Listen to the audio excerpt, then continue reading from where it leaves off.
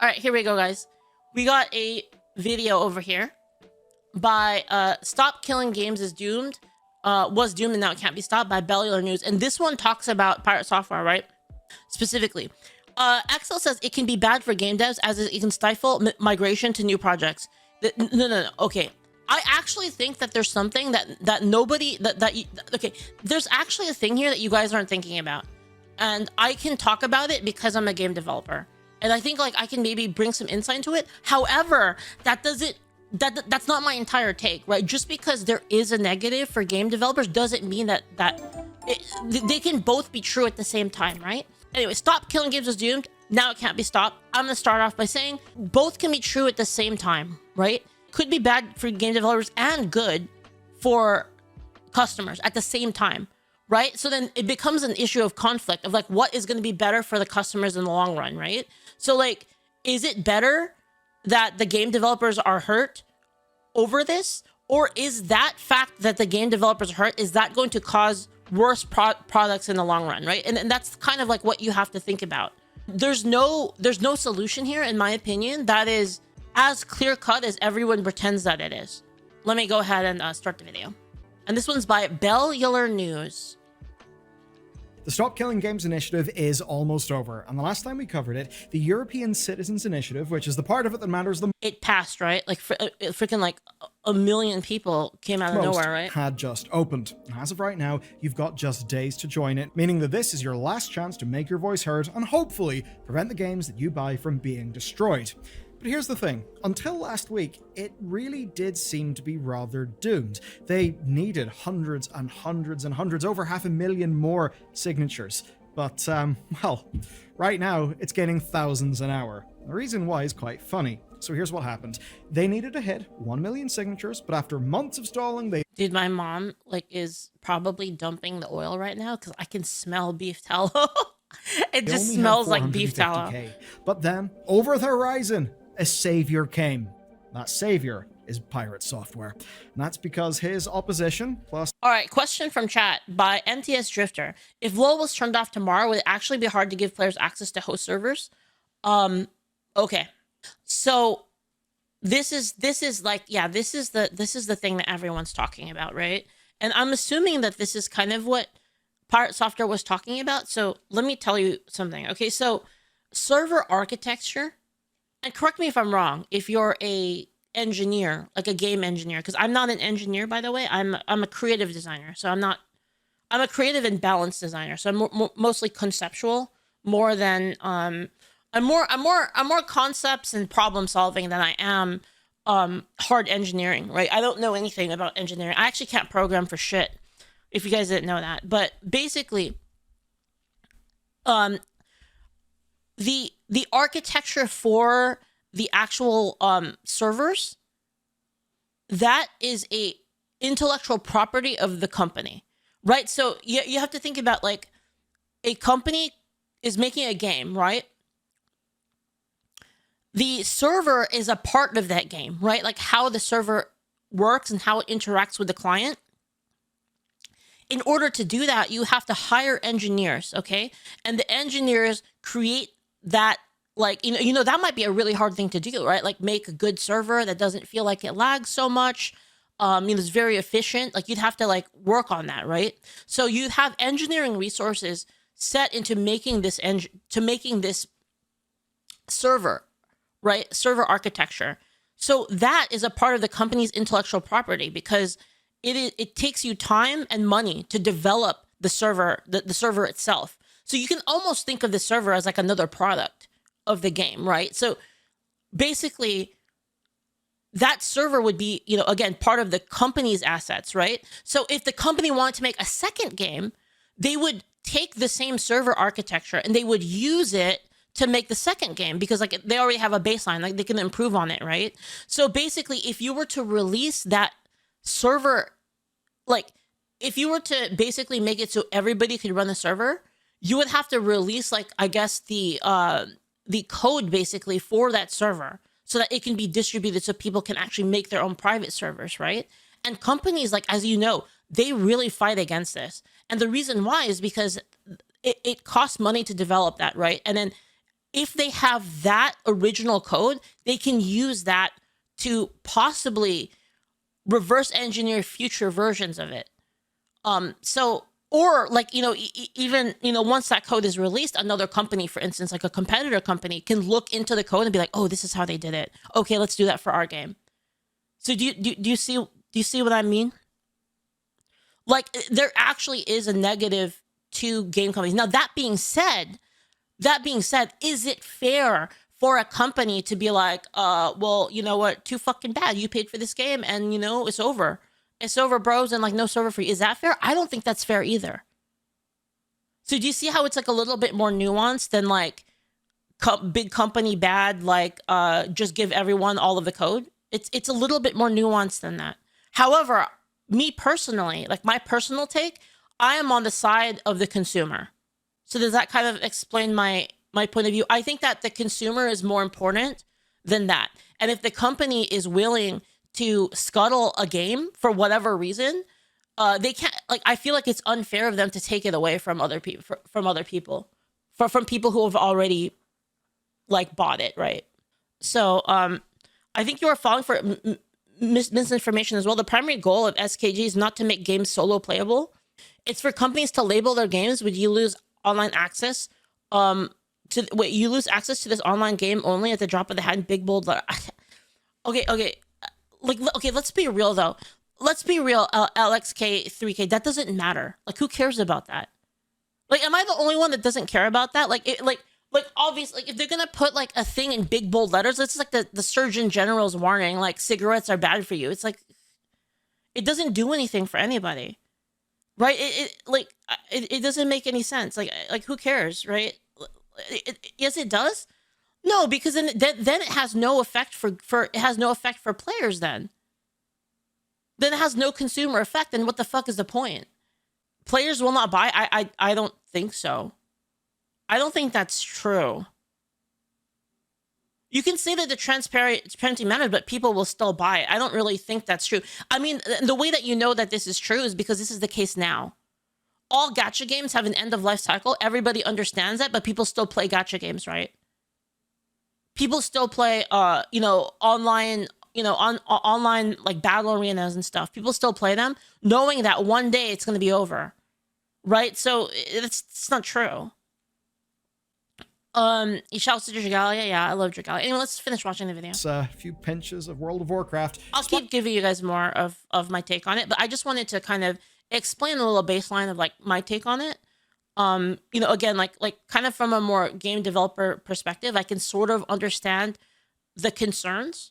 So I hope that provides like a more nuanced take on it for you guys. A drama that is now surging signatures to the tune of over 240,000 in just 7 days.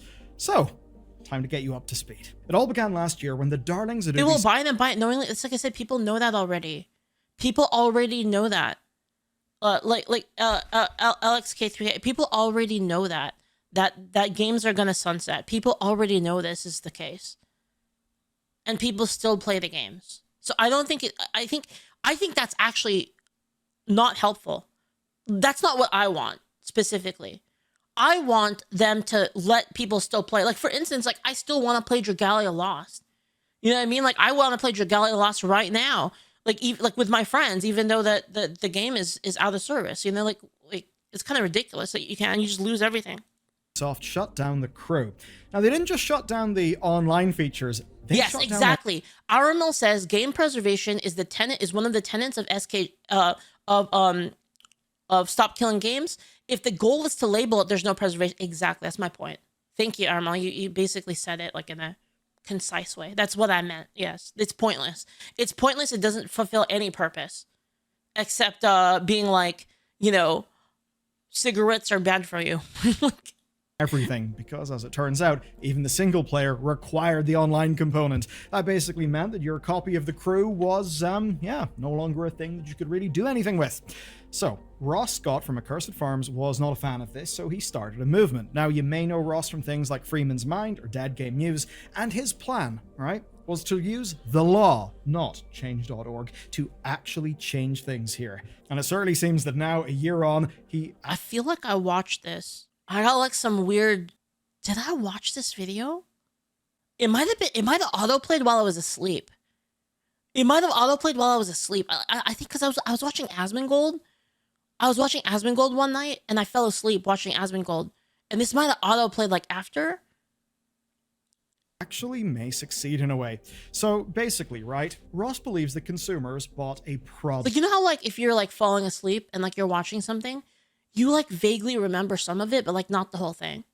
That's kind of like what's happening to me right now. With games like The Crew, and that product was then taken away. But from Ubisoft's perspective, it's rather different. They argue that they sold a license to a live service, a service that... Artaka, thank you for the bits. Along these lines, this is also why I think we need better solutions for backward compatibility than is being offered right now. They could simply end whenever they wanted. So put simply, what this movement aims to do is to address this gray area so that at the we need better solutions for backward compatibility than is being offered right now. But the problem, okay, the problem with that, Iron Tigers, I don't know if that would be a good idea to add. I think that one, actually, Iron Tiger might hurt games even more. That one, because if you forced everything to be backwards compatible, there's no limit to that, right? Unless they have like a generational limit to it, because then you're forcing companies like who are no longer selling a game to make future stuff backward compatible. Like, it would depend on the specific, like for that one, it would depend on the specific law, right? Like the way it's written. Underwhelmed Unicorn, thank you for the bits. Thank you so much. Thank you. Very least, people would get formal clarity on what they were actually buying. Best case scenario would involve something basically with more teeth. Now, this was all multi-pronged. There was a UK campaign that hit problems early on with the government claiming that existing laws already covered the issue. As for the US, well, basically, it was never an option because of already settled law. Now, because of this, stuff looked grim. But last summer, another path opened, and that path was the EU Citizens Initiative. Hold up. So, this lets EU citizens propose legislation. Now, because of that was the EU Citizens Initiative. So, this lets EU path open. Bro, I just realized that the Nordic countries looks like a sad penis. Holy shit. I just realized this. Man. That's what happens when you have fucking Greta Thunberg, dude. Thunberg. Excuse me. And that path was the EU Citizens Initiative. So, this lets EU citizens propose legislative agendas, and this proposal was very simple. Stop destroying video games. And what it would require certainly does sound simple. It's that any game sold in the future would have to prepare for the eventuality or the possibility of server shutdowns, that they would need to remain in a functional playable state. Now, this could be through, say, single-player access, maybe through peer-to-peer connections, opening up private server stuff. You get the point, right? But actually, what's key right now is that at this point, the implementation details are actually not required. The way this works is that if it is successful, the EU will then have 6 months to respond, and if they say yes, then they will adopt a resolution. And that would guide EU activity, but it would not instantly mean a whole bunch of new super hasty laws.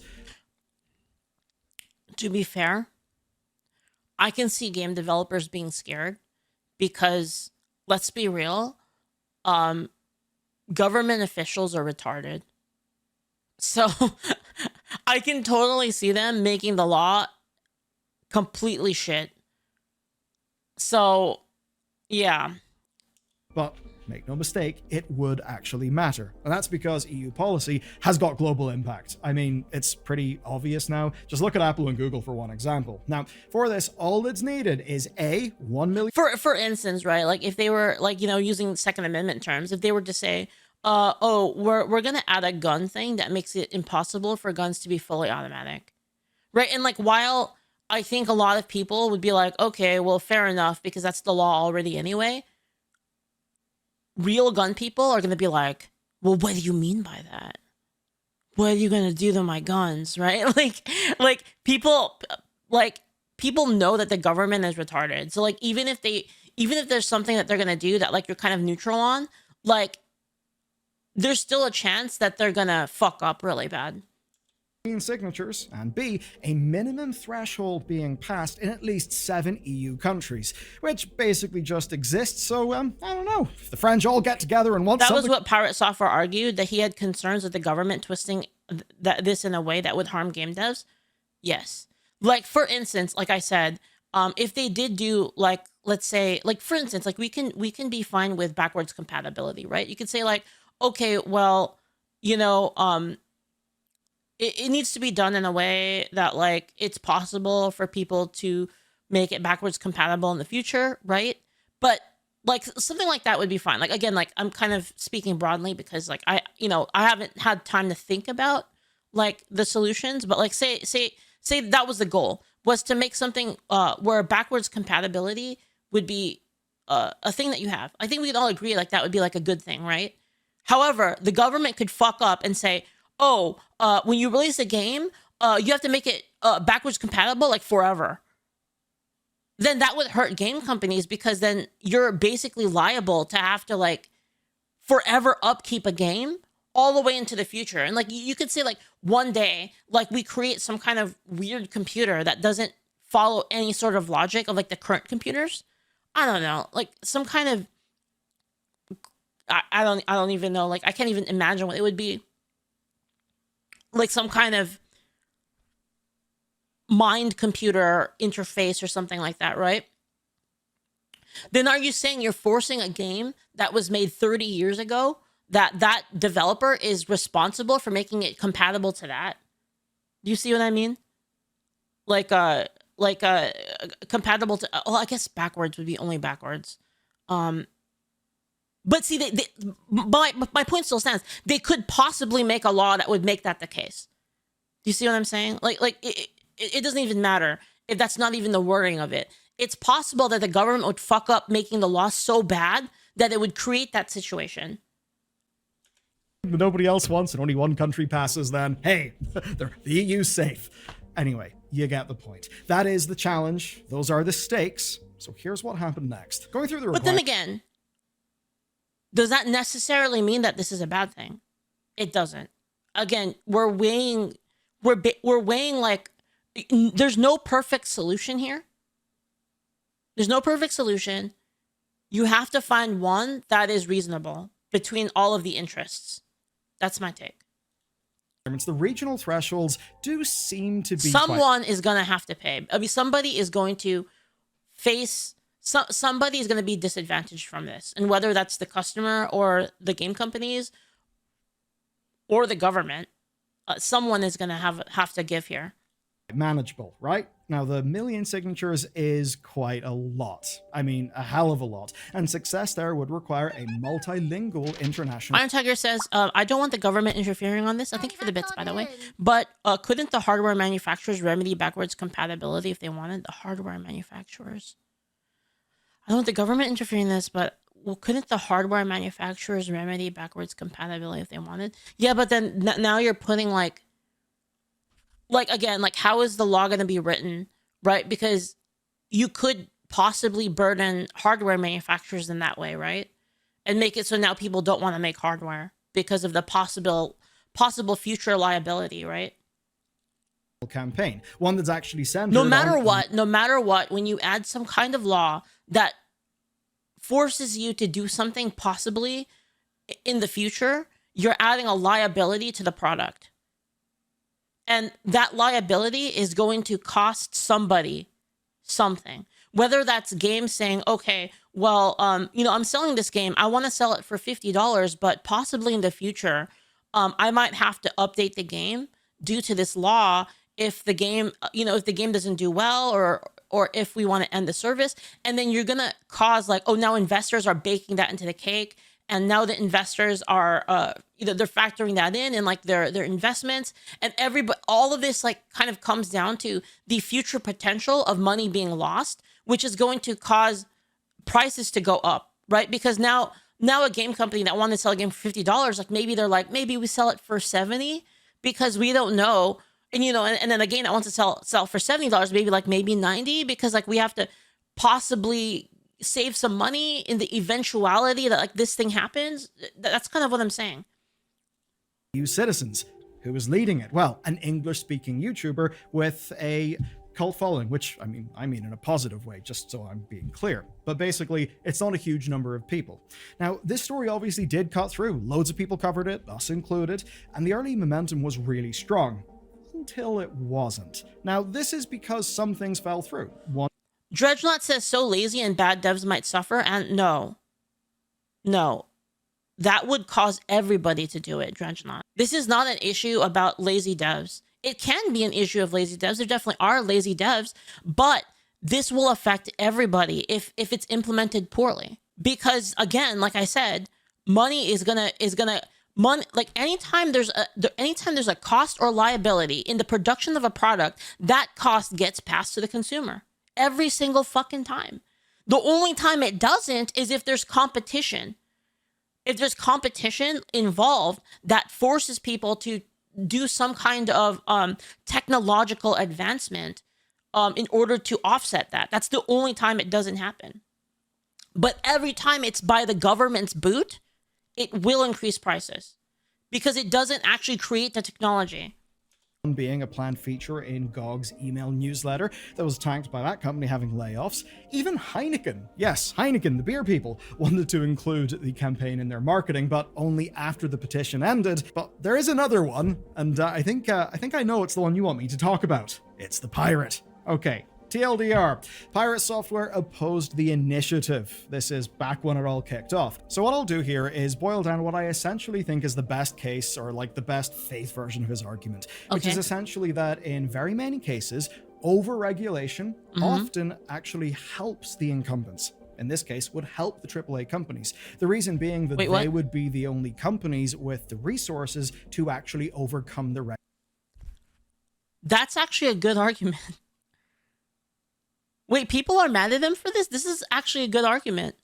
Regulating that they would be the incumbents. In this case, would help the AAA companies. The reason being that they would be the only companies with the resources to actually overcome the regulation. So that part's true. That part's true because larger companies that have higher volume, they're able to absorb more. They're because of their high volume, they're able to absorb more damage basically from like regulations and stuff like that. Regulations almost always affect the mom and pop more than they affect like big box stores and stuff like that. Oh, it depends how it's written, of course, right? The law, like you could possibly write a law in which it doesn't, but then again, like, do we know that they're going to write it that way? We don't know, right?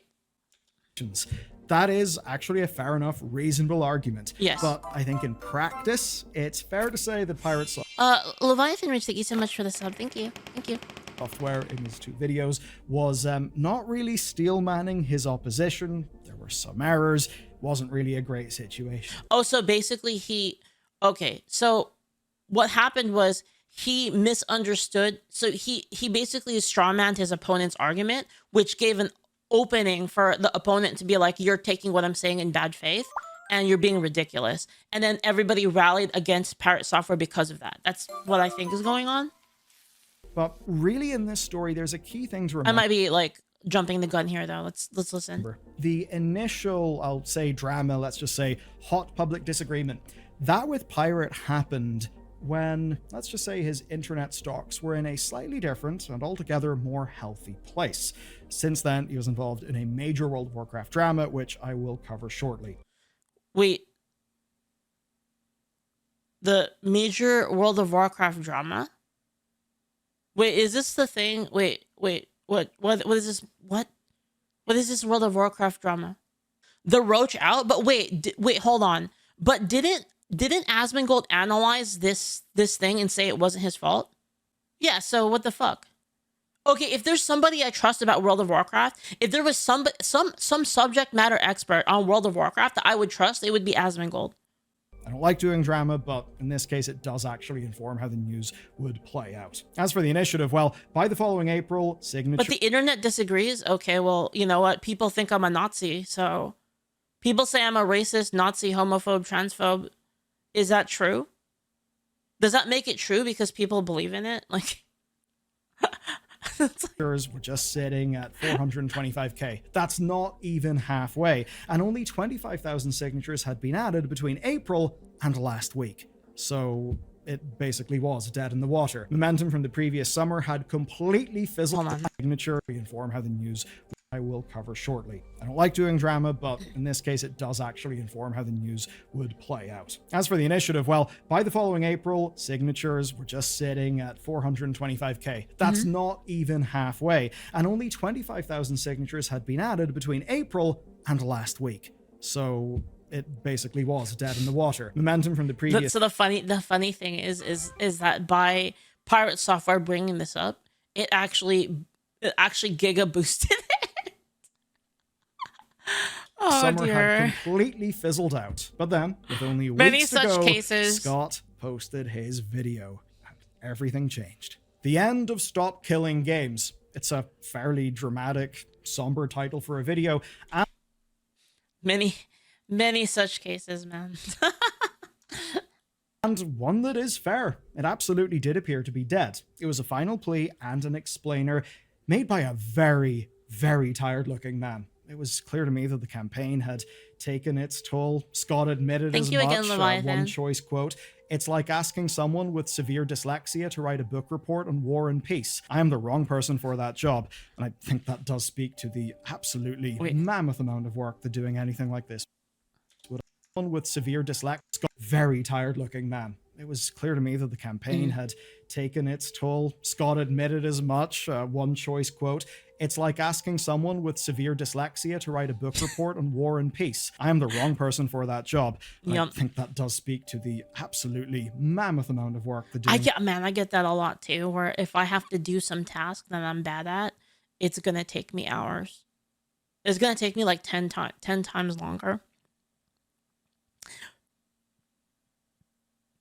This is the curse that comes with like how I think about things, is that doing something that like I really like is really easy for me, like really ridiculously easy. Like I could go full focus mode and like just work for hours and not even notice it.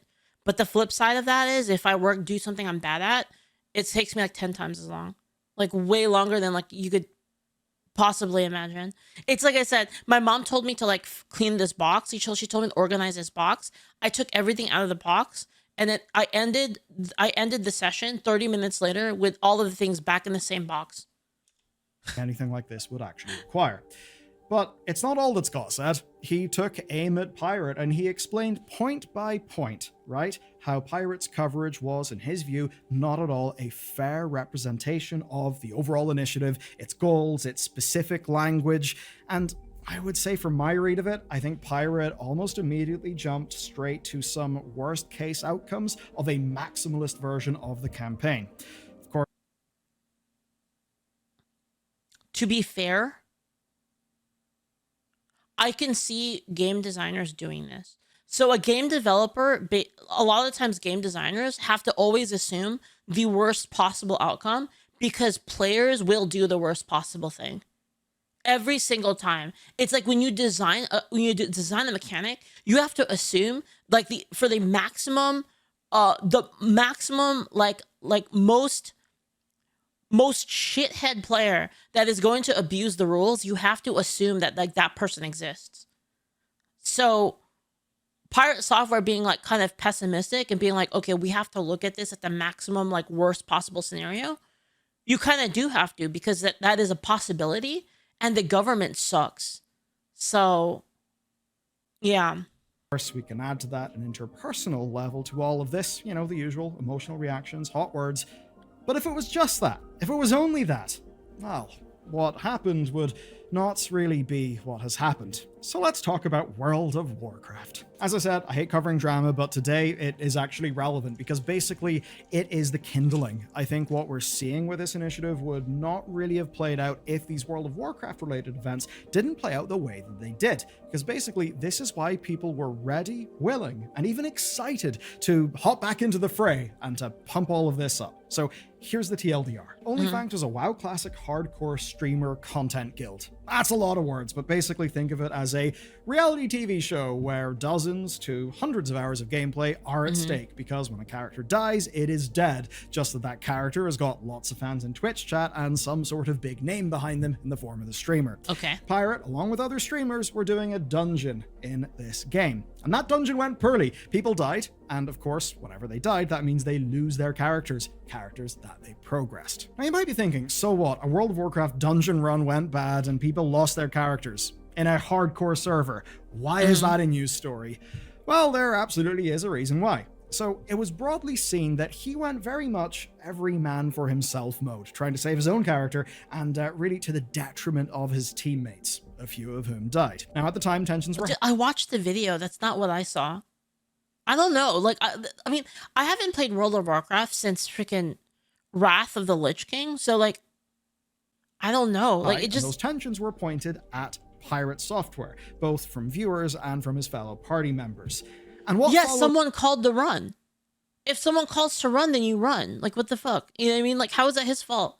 Was, I think, to put a very messy thing in simple terms, in an emotional sense, the opposite of saying, shit, my bad, I'm sorry, I absolutely could have done more there, my bad. Basically... Well, also, like, you have to... Okay, hold on. You also have to consider that this is a very stressful situation. Right? Like, what are you supposed to expect? Like, absolute perfect play from, like, someone in a stressed position all the time? You don't think that kind of stressed thing is could cause a person to make mistakes? Like, I mean, guys, we're watching I saw the footage. People are watching the footage, retroactively watching it from the comfort of their own chair, where they can pause and rewind over and over again. You have to consider that this happened in the moment, and that people are going to make mistakes when under high pressure. So if a person says, basically, if the team captain calls a retreat call, then why the fuck wouldn't you retreat? You can't give conflicting orders, right? Like, you have to say, like, if you say retreat, okay, everybody has to be on board with the retreat, right? Like, what is this? Owning the L, doing so in public, and doing so in a way that feels authentic. Of course, feels authentic. Pirate can't admit any fault, though? I mean, like, is it his fault? Because it actually is authentic. So if you ask me, what actually happened is a common downfall of very smart, very rational people. That's because very smart, very rational people can rationalize how they are very, very right and others are very, very wrong. And from that place, it's very easy to disregard how other people think and to not have a holistic view of a situation. I mean to put... But in very simple terms, people thought he came off really defensive. And what all of this meant was fuel for the fire. I mean, you would be defensive if people were calling you a fucking rat. Like, what's going on, you know? The problem wasn't the moment or his reaction. The problem was how he acted before it happened and how he acted after. To put it lightly, his head is stuck... I see. I don't know. I mean, the things, I don't know Pirate enough. Like, I'm gonna be real with you guys. I don't really know him that well at all. I mean, really at all. I don't know. I've never interacted with him aside from watching him a couple times and working at the same place. I don't really know him though. Right? So it's like an abundance of fuel. And I've got to imagine that from Pirate's point of view, it really must have looked like the entire world was against him. And I mean, in a few ways it was. It was a total mess. Or, per the dynamics of Twitch, it was an incredible content event.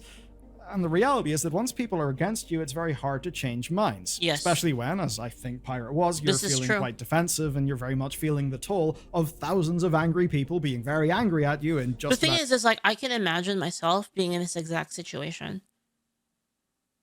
And like, I'd be pretty upset. Like, I'd be like, I didn't fucking do anything. Like, they told me to run. I did my best. And then, maybe I fucked up or something, right? I don't know. Every way they can.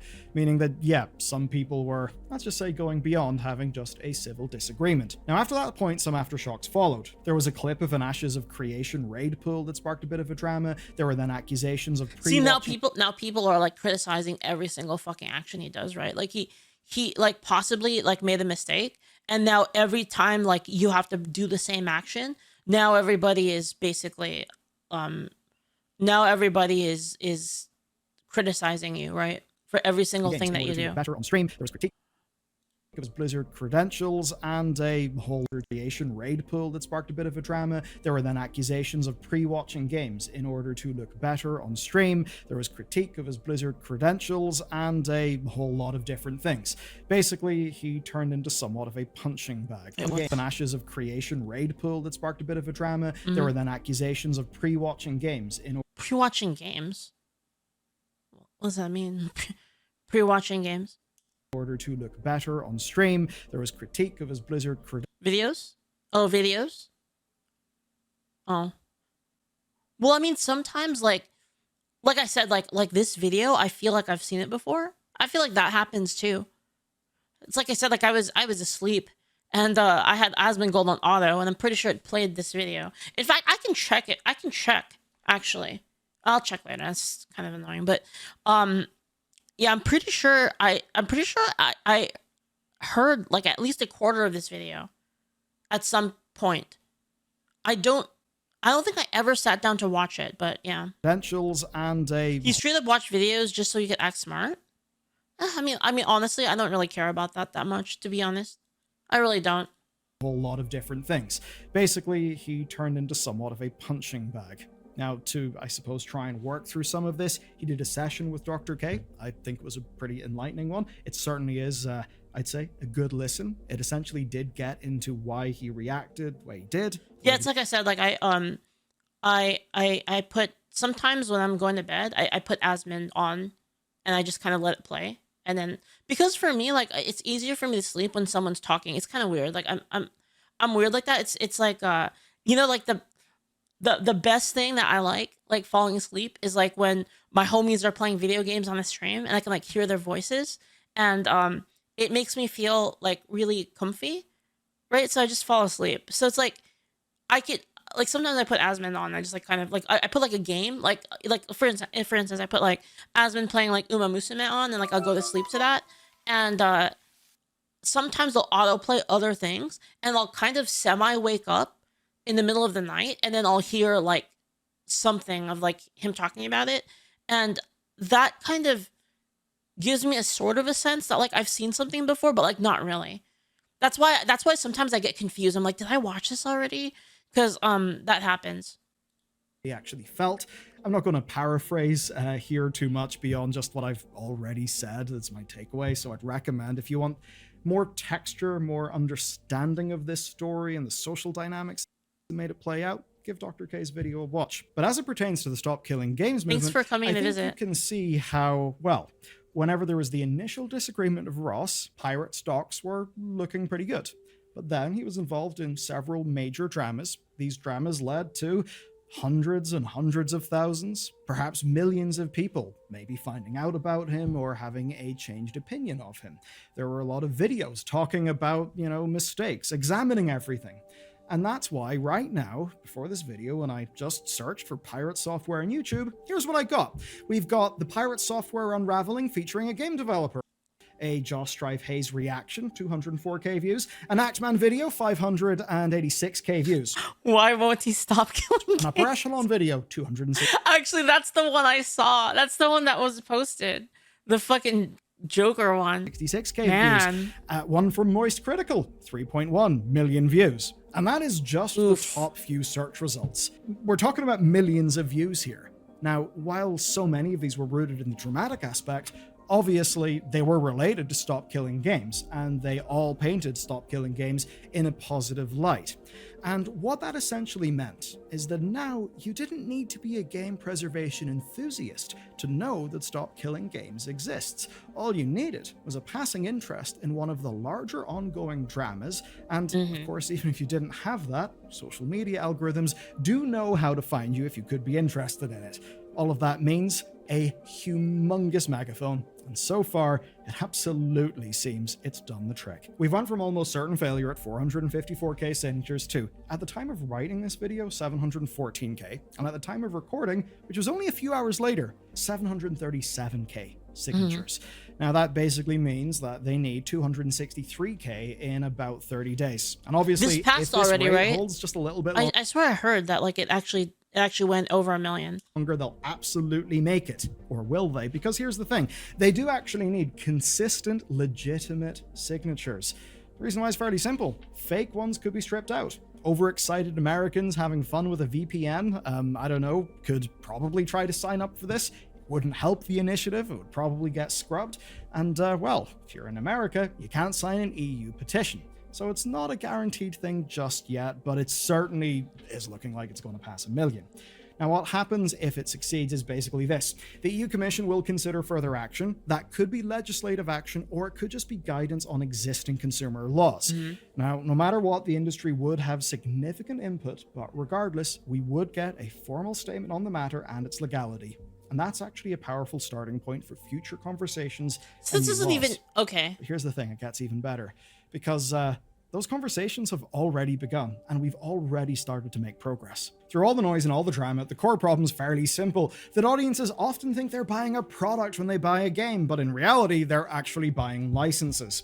Now, since October, Steam explicitly states that all purchases are licenses, that it's not ownership. And that was always the case, it's just that now it's no longer hidden in their EULA. And Valve's timing was, let's just say, curious here. That's because California signed AB 2426, stating that any media that you can't permanently access offline must be labeled as a license, not a product. Now, another side to this is companies seeing PR opportunities, and there's a beautiful irony. Ubisoft, yes, the very company that started this whole mess, is actually taking action. That's because they're testing offline modes for The Crew 2 and Motorfest, and I think it's fairly clear that the Stop Killing Games movement Honestly, that's good of them. Good. Inspired this. So, you know what? In certain ways, it's already winning. Now, another thing that could inspire this was an actual lawsuit. No, bring me back Dragalia Lost, guys. That's what I want to see. Get Nintendo, get them! About the closure of The Crew. But that lawsuit is actually facing some problems right now. And that's because of a Final Fantasy XI related precedent that lets companies remove users from games. Because, well, as a user, all you've bought is a license, and that can be revoked. That's a ruling that obviously plays to Ubisoft's advantage in that lawsuit, but looking at the big picture, we actually do see the developers are choosing to address these issues. And not because they're being forced to by the law, seemingly because they want to. But there are many reasons for that. It could be PR, or it could simply be because they see what way the wind is blowing. Here's something cool. Take a look at Supermove's World of Parkour. This is an indie game that failed. Legal obligations prevent keeping the online functions active, but existing owners can still play it in single player. There's another example. World of Whenever Parkour. Blizzard Entertainment purchased Spellbreak's Oh my god, dude. I love this game, freaking Spellbreak. This game was so good. But they did the Deceive Inc. thing and Dungeonborn thing where they fucked everything up. Well, actually, no, this one was a little bit different. Wait, did they split? I swear they did split queue. I think they did split the queues in Spellbreak, but I think the main issue was that they added aim assist. So there was like one all right, so this game had one gauntlet which was called, it was the electrical element, like storm or whatever. Like the electric element had an attack that was really hard to land. It was like basically like you had to keep hit scanning somebody. But imagine like in this game you're flying around and like everyone's like super mobile, and so like the lightning was kind of nerfed by the fact that like everyone was moving so fast. But what happened was people would do the controller thing. They like put the controller in, but then like, you know, map a mouse to it or whatever. And so they would have auto aim. And so somebody with lightning would just fucking like aimbot you out of the sky and you just insta die. And it was so annoying. Developer, they obviously stopped the game. But months later, they released a peer-to-peer version of the game on itch.io. That's Wait, what? awesome. And Wait, what? Wait, you're telling me I can play Spellbreak right now? No. No fucking way. Spellbreak community version. No way. We've been sad to see the development of Spellbreak come to a close in order to memorize and all puts to continue. What? Do you guys want to play Spellbreak? Yo, you guys want to play Spellbreak? We could play Spellbreak right now. Oh my god, that's so cool. Actually, I love it. All of this, Valen Studios ended Knockout City, but they made sure that private servers still would work. This is basically 3 indie teams finding a way Wait, to didn't we play preserve this? their Did we? games Wait, retroactively. wait, we played this game. It is 3 indie Knockout but they City. Didn't made we play sure the this? That's awesome. This was really Still fun. would work. I remember this is game being really basically fun. 3 indie teams finding a way to preserve their games retroactively. It is good shit. It matters. Now, yes, it is the case that player counts may be in the single digits, but it preserves gaming history. If a bunch of Yeah, like if a bunch of people were like, hey man, you guys remember Knockout City? You guys want to play? You get like a bunch of friends to play? Like, that's great. That's a good thing. people want to play one of these games together, they actually can. And if Yeah. Stop Killing Games Hell passes, yeah. Fuck yeah. developers would have to consider things like this, not retroactively, but from day one. And that doesn't mean you can no longer make an MMO. You can still make Helldivers, but you'll need to sell your games correctly. You'll need to label them as what they actually are. Are they products or are they licenses? And you'd need to provide some sort of exit plan whenever servers shut down. And nobody is saying that retrofitting games for offline play is an easy thing, but I don't actually think that's a reason not to try this. Because in many ways, the direction of travel has not been great in gaming. It's often not been great in consumer law, at least until recently. I think making progress in this realm is absolutely a good thing. And I think the idea, why not try? Well, I think that is the attitude that we need. Of course, as for some of the reasons why not, you've likely heard those from Pirate Software. I think most people are thinking that on balance, no, it's actually worth giving this a shot. I think the benefits to consumer awareness. I definitely think it's worth it, by the way. That's like my take on it. I think it's definitely worth it for the game preservation aspect of it. I don't trust the government. I don't trust the government to do it. So it's kind of like that's my take on it. I'm kind of sanguine about it. Consumer protections, and well, game preservation are pretty damn good reason why we should actually try. So it's up to you. My question is simple. Why not give it a try? You can find the thing linked down below. And, well, if you want to see yeah, especially the EU government. True. Fantastically. A mining company is forced to clean up after this is a process that takes years. Then when they stop mining, says for being well, thank you for the bets. Thank you. Capcom, you're being naughty, and it's time to call you out. You can find out all about it in this next video. That was a really good video. I actually like this a lot because this was actually kind of balanced. I think his take was very calm, and he just basically said the facts like as it was, and I really do appreciate that. Like, this was great. Like for the topic, didn't really like. It gave enough context without really like being super dramatic about it. So I actually liked it a lot. I really enjoyed this. I linked you guys the video if you guys want to check it out. But yeah, in conclusion, I think what Pirate Software actually said actually does have a lot of merit to it. And I think a lot of people, like, I kind of agree with Bellullar News that a lot of people are just mad. They're like kind of mad at like Pirate Software. But see, like, being mad at Pirate Software doesn't make his argument any less valid, right? So just based on like what like I assume he said based on what this video, you know, obviously I didn't watch the originals, like it's possible he said some other stuff I don't agree with, but just on the fact that like it is scary that the government is going to be making some laws about gaming when they possibly don't know anything, and they could possibly fuck it up in a way that would hurt indie game devs more than you know, AAA studios. I think that's definitely 100% a concern.